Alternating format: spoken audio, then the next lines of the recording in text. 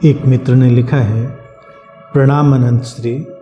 आपकी बातें शरीर और मन के कहीं बहुत गहरे तल पर जैसे पानी की तरह चली जाती हैं।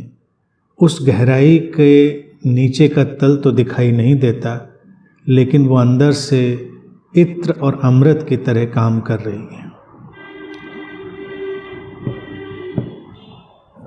सुंदर है। बात का जो अंतिम परिणाम है उससे हमको मतलब रखना चाहिए।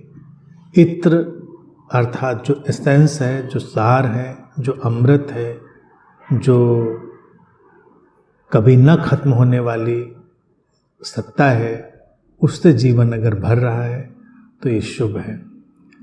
और जो समझ है निश्चित ही वो पानी की तरह ही काम करती है, वो पानी की तरह ही बहती चली जाती है। उसका और कोई ढंग नहीं है, वो अपनी जगह बना लेती है। बस उसके लिए हमको खुला हुआ होना पड़ता है। तो ये जो बात है, ये अभिव्यक्ति है, ये बड़ी प्यारी अभिव्यक्ति है, क्योंकि पानी जैसा अनुभव तभी आता है किसी समझ का जब हम खाली होते हैं, खुले हुए होते हैं। खाली होते हैं, खुले हुए होते हैं, ग्रहणशील होते हैं, तो जैसे पानी भर जाता है अपनी जगह बनाकर, ऐसे ही समझ भी बरसती है हमारे ऊपर और अपनी जगह बना लेती है।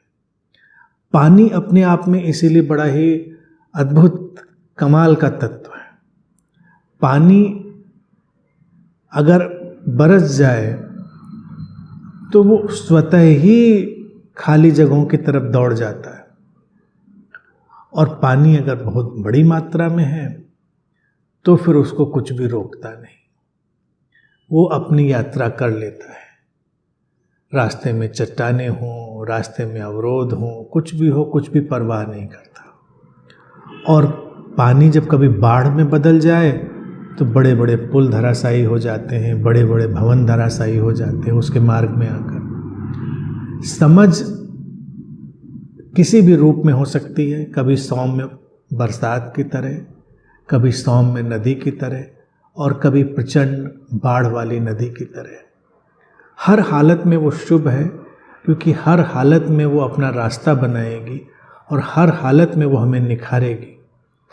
हर हालत में हमारे जीवन में रूपांतरण होगा। तो समझ को ग्रहण करने का एकमात्र यही तरीका है, जैसे हम बारिश के पानी को ग्रहण करते हैं, यानी कि जो ज़मीन है जैसे उस पानी को ग्रहण करती है, ऐसे ही समझ के लिए हमको भी ज़मीन की तरह हो जाना है। उसको आत्मसात करने के लिए पूरी तरह तत्पर, तैयार। और जब हम उसे आत्मसात कर लेंगे तो वही समझ जब हमारे भीतर, हमारे अंतरतम के कोने कोने में जाएगी, तो वो एक सार के रूप में, इत्र की बात जो लिखी, इत्र शब्द भी सुंदर है, वो खुशबू की तरह, वो सुवास की तरह आएगी। हमारे जीवन में एक सुगंध आएगी। हमारा जीवन ऐसा रूखा सूखा नहीं रहेगा, ऐसा अलग थलग नहीं रहना है हमारा जीवन। कुछ तो जीवन में बदलेगा।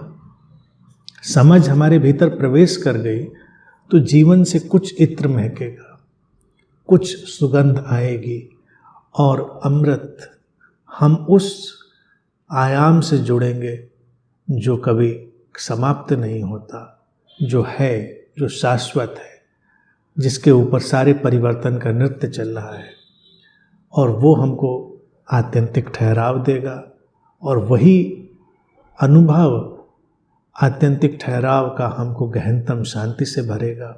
और फिर जीवन में सारे आत्मिक गुण, प्रसन्नता के, प्रेम के, वो सब आच्छादित होते चले जाएंगे।